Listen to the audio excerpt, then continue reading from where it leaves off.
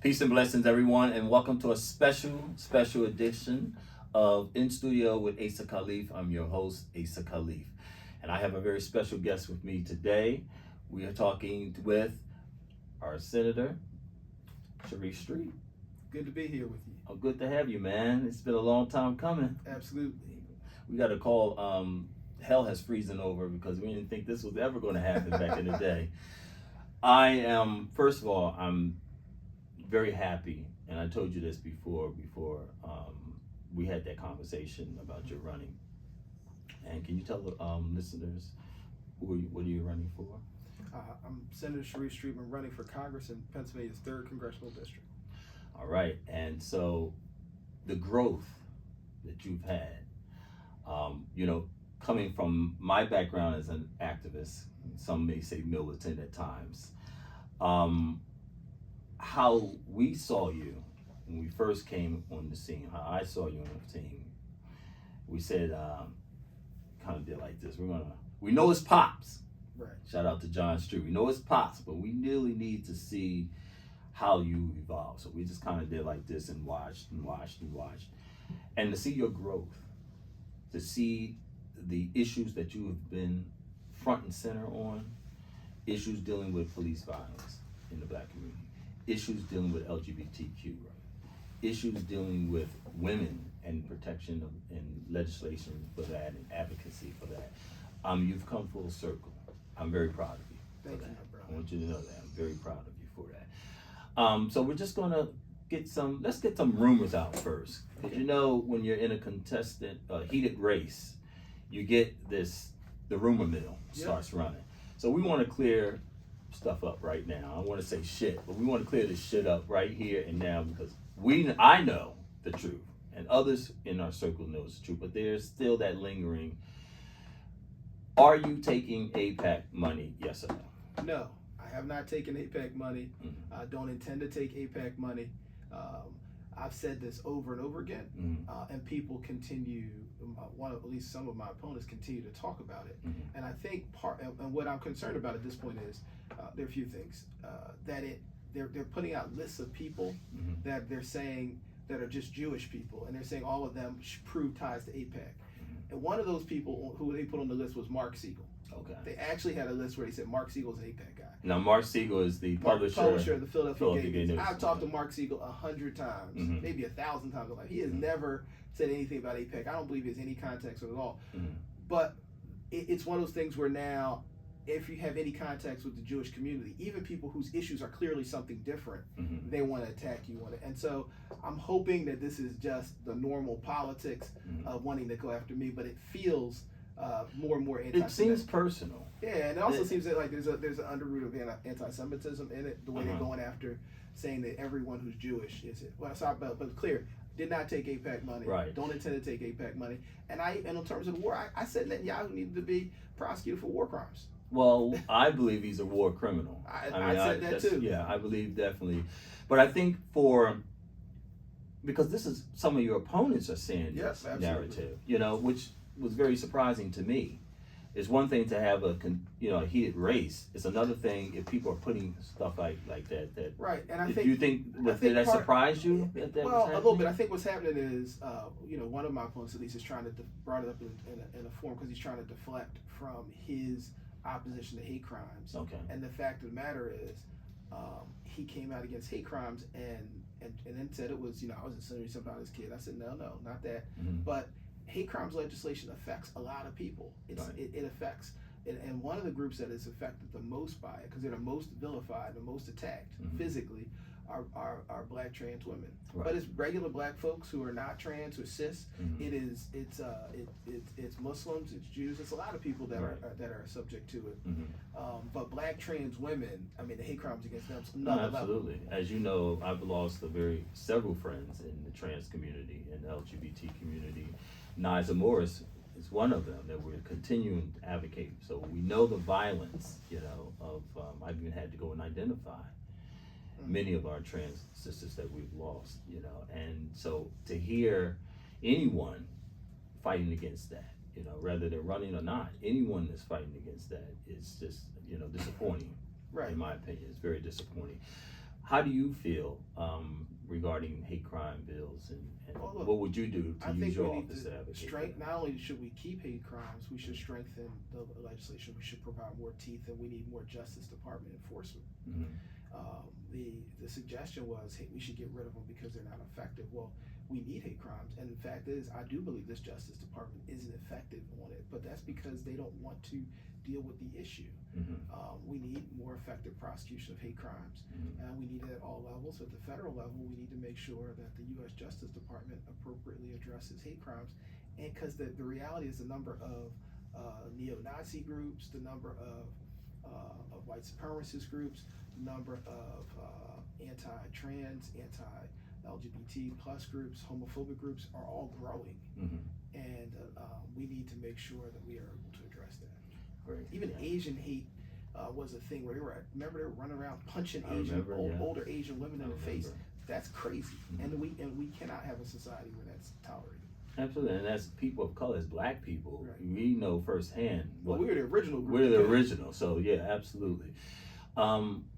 You'll be the first Muslim here, in Philadelphia. God willing. Taking that, how does that feel, man? It's a little surreal. I don't focus on that as much as focusing on the work, but I will be the first Muslim. Well, we're focusing on it because we're proud of it, man. We got a lot of Muslim activists, very dear friends of ours in our coalition. We're proud to see that, man. Thank you, brother. I appreciate it. Does it give you a little more pep in the step, a little more fight in the game? It does. And it's interesting going through a campaign now during the month of Ramadan where I'm fasting. Yeah. So one thing about fasting, you get up in the morning, you got to make sure you hydrate, and then you got to go to the bathroom the whole first half of the day. Yeah. Second half of the day, you're thirsty. First half of the day, you got to go to the bathroom. It's amazing. Your faith, you've never ran from it.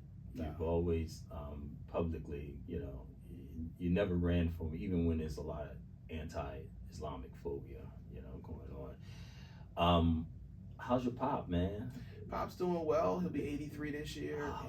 He still gets up and does it.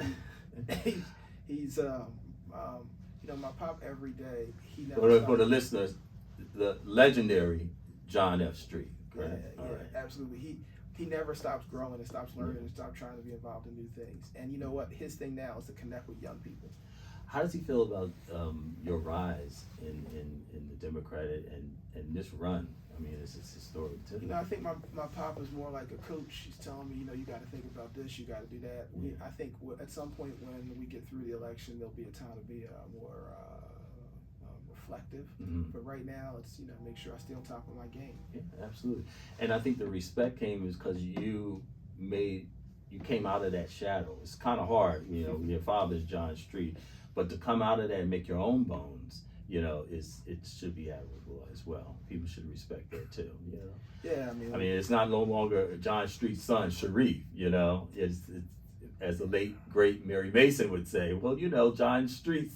And then she said, son, Sharif, when you were making your bones coming in.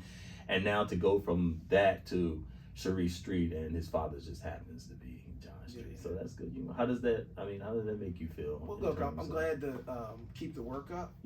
Not only my father, but other people like Dave Richardson, Hardy Williams. There was a generation of Black elected officials that are activists. Senator Shirley Kitchen. Yes. Councilwoman Janie Blackwell. People forget Councilwoman Blackwell was the first person to stand in the subways and say it's not going to be a crime to feed people on the streets, because it was a crime at one point. And your uncle. He comes up more and more because it feels like we're back in a Milton Street moment. Yeah. I keep talking about this, this president we have and the things he's doing. My uncle started off fighting Frank Rizzo, and who was the mayor that did not want to leave office. He was doing all this crazy stuff, and this feels like a Milton Street moment. Yeah, I was a fan of your uncle. He advised me on a lot, and especially in the early days when we were protesting. He would come out and say, "Look, just get out there. It only takes one person to just stand and block a bus. That's all you need." And so, coming from that legacy, man, it's in your blood. Well, some of it was so combining sort of my uncle's activism with my dad's, technician part of it. Like when Trump was trying to take away people's rights to vote, that was why I said, I'll be the lead plaintiff in the litigation. We end up suing him over and over and over again, over a dozen times. We beat him every time. But part of it was there were people that literally just didn't want to be on the litigation because they didn't know how it was going to come at them. Right. I said the Milton Street activist in me was not worried about what he was going to do because we filed litigation. Yeah. And we had when he did that rally, we did the counter rally down there. We had lots of people out there. That's where the bad things happened in Philadelphia came from when he said that was our rally. Mm-hmm. But people needed to see us stand up. Right. And I think people need to see us stand up now. And as a congressman, I think we need more people that are going to be down there and standing up and calling out what he's doing, and then challenging it on the substance as well. Okay. So it's not gonna be a long, because I know your schedule is crazy. Is there 3 things that you would like to tell the potential voters about you, and 3 things that you're going to incorporate once you're elected? We speak things as if it's so. So once you're elected, if you're elected, once you're elected, 3 things that you would like to tell the voters about you. Look, we're gonna do the work to get the cuts to healthcare restored. I helped create.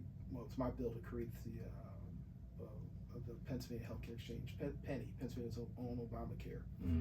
They took those tax credits away. We got to get them restored, and we got to get Medicaid, Medicare restored. That's people say, well, you keep talking about that. It's like old folks who go to nursing homes. That's Medicare. That's Medicaid. It's little kids, children's health insurance. That's Medicaid. It's the disabled. It's all kinds of folks. We got to fight to get that done. And in a Republican-dominated state Senate, we got it done in Harrisburg. We can get it done in Washington. Gun violence. People don't want to talk about gun violence anymore because it's like when people die in the streets, and they're like, well, there's less of you dying in the streets, so it's okay. Right. We still losing friends.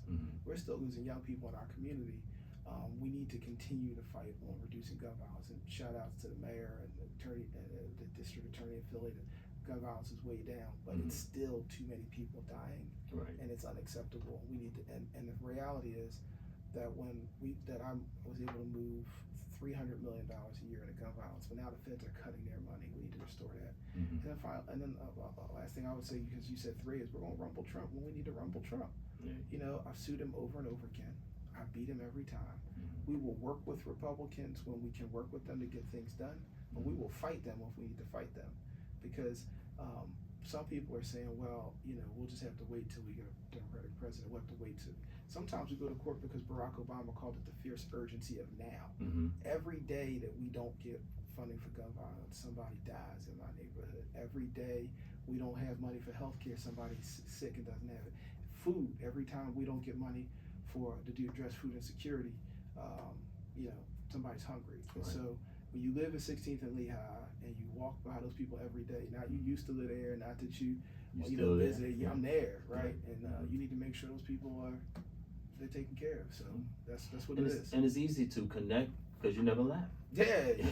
So it's see not him every day. What's up, every Sharif? day. Exactly, and that it makes a difference when you don't leave and flee your community, when you stay and you're an ever present in your community. So it makes the choices even easier in terms of who to vote. Sharif, I want to thank you, man, my brother. Thank you. Good luck to you. Okay, and ladies and gentlemen, please consider voting, number 1, and number 2, you heard from Sharif yourself. I think he's touched on the points that would affect us as a people of color in particular in our community, someone who has never left and stayed in our community, didn't flee, and take him for consideration. Look at the records, as many have come before us in this media outlet, a scorecard, as the late great Mary Mason would say. Check your scorecard. Check this man's scorecard. It speaks for itself. I'm Asa Khalif. Thank you again, Sharif. I appreciate you and your time. Good luck to you. And this has been a special episode of In Studio with Asa Khalif. I'm Asa Khalif, and I'll see you in the streets. Peace and blessings. Peace.